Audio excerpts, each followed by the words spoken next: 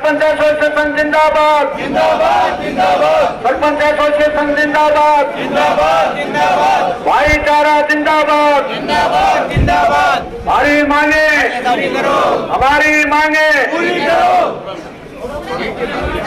नमस्कार, mini secretariat में मौजूद है नारनौल में जो सरपंच है महेंद्रगढ़ जिले के, वो यहाँ पर डीसी को ज्ञापन सौंपने के लिए इकट्ठे हुए। देखिए काफ़ी संख्या में जो सरपंच है विभिन्न गांवों से आए हैं वो यहाँ पर इकट्ठी है। यानी कि आप ये सेक्रेटरी से बातचीत कर ले तो सरपंचों का हुजूम यहाँ पर भारी मात्रा में उमड़ा हुआ है।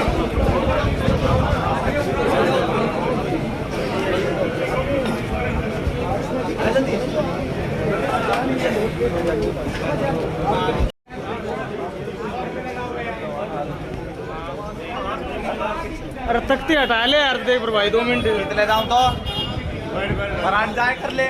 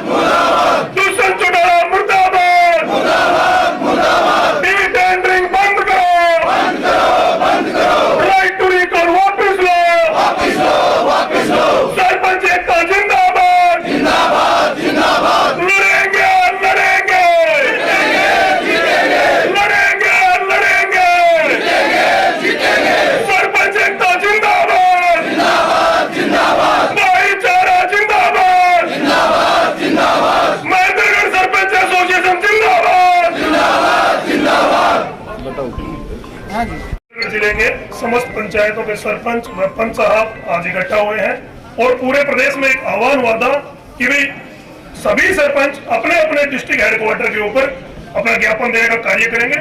हमारी सरकार से कुछ मांगे हैं, न हम सरकार से 10 लाख रुपए की मांग करते हैं न 20 लाख रुपए की मांग करते हैं। 1992 के 73वें संशोधन के तहत हमें हमारी पंचायतों के 29 अधिकार और गाँव में चाहे 10 लाख रुपए का कार्य हो चाहे 1.5 करोड़ रुपए का कार्य हो, वो सभी सरपंच के अधीन होने चाहिए, क्योंकि ई टेंडरिंग के अंदर गुणवत्ता का मामला सबसे बड़ा है। मान के चलो 12 लाख रुपए का कोई कार्य ई टेंडरिंग में चला गया और ई टेंडरिंग के जितने भी टेंडर हैं वो लगभग 30 से 40% माइनस के अंदर जाते हैं। 12 लाख रुपए के एस्टिमेट का कार्य अगर 8 लाख रुपए में अगर अलॉट हुआ तो आप सोच सकते हैं कि उसकी गुणवत्ता क्या होगी। और परसों ही सरकार ने एक लेटर जारी कर दिया है कि सरपंच अगर ठेकेदारों की पेमेंट रोकने का कार्य करेगा तो 7 दिन बाद वो पीडीपीओ को अधिकृत हो जाएगा, पीडीपीओ खुद वो पेमेंट जारी कर देगी। तो सरपंचों के तो अधिकार ही खत्म कर दिए।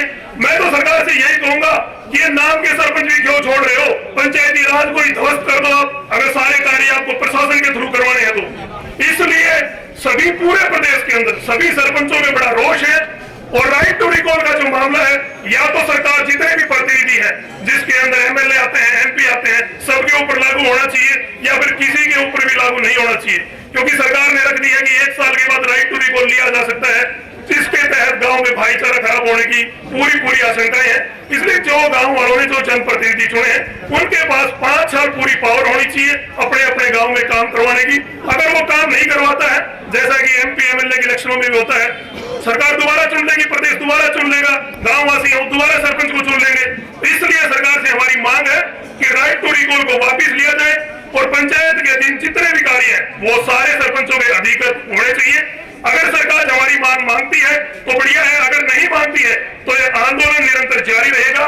हम प्रशासनिक कार्यों में कोई भी सहायता नहीं करेंगे, अपनी अपनी ग्राम पंचायतों की कोई भी ग्राम सभा की मीटिंग नहीं करेंगे व न ही कोई प्रस्ताव बढ़ा के देंगे। धन्यवाद।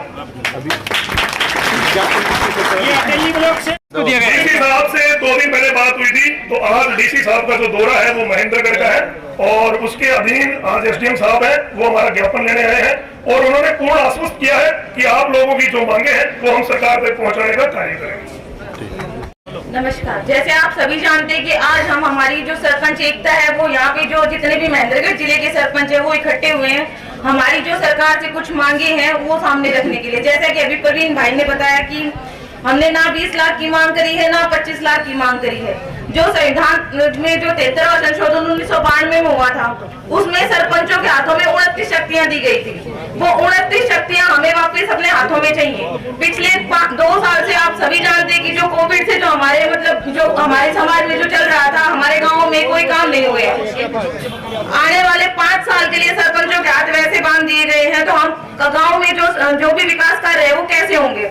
जो हमारी मांग यही है कि गांव में कोई भी काम होगा उसकी पावर सरपंच के अधीन वो काम होगा कि ग्राम सभा में सरपंच बैठता है।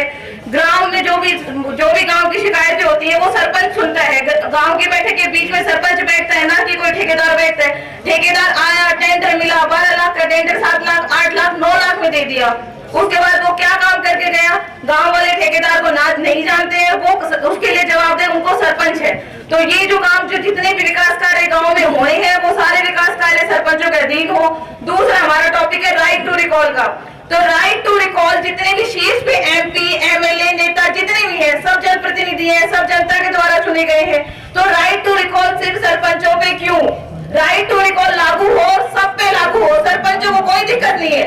हमारा भाईचारा खराब होगा, ठीक है, आप लोग भी तो जनता के द्वारा चुने गए हैं, तो राइट टू रिकॉल आप पे लागू क्यों नहीं? शीर्ष से लागू करो, सरपंचों को लेकर आओ, हमें कोई दिक्कत नहीं है।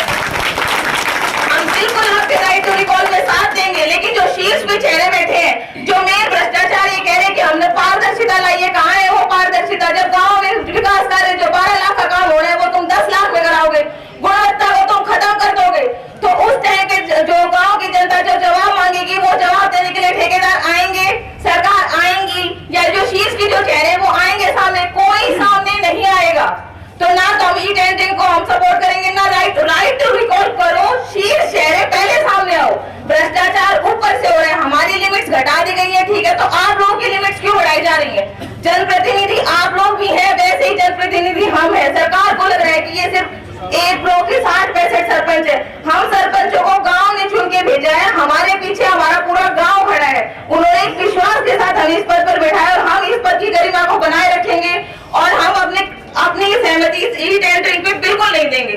और हम आशा करते हैं कि जैसे आज आप लोगों ने यहाँ एकता दिखाई, आगे भी दिखाएंगे। आज हमने DC को जो ज्ञापन सौंपा है उस पर देखते हैं क्या कार्रवाई होती है, वरना आगामी जो भी आह्वान प्रदेश द्वारा होगा हम अपने आंदोलन को उस तक लेके जाएंगे और कोशिश नहीं करेंगे। सरकार जब तक हमारे सामने नहीं झुकेगी, हम अपने गाँव में कोई विकास कार्य नहीं कराएंगे, ना कोई ग्राम सभाएं होंगी, ना BDPO में कोई कार्य होगा।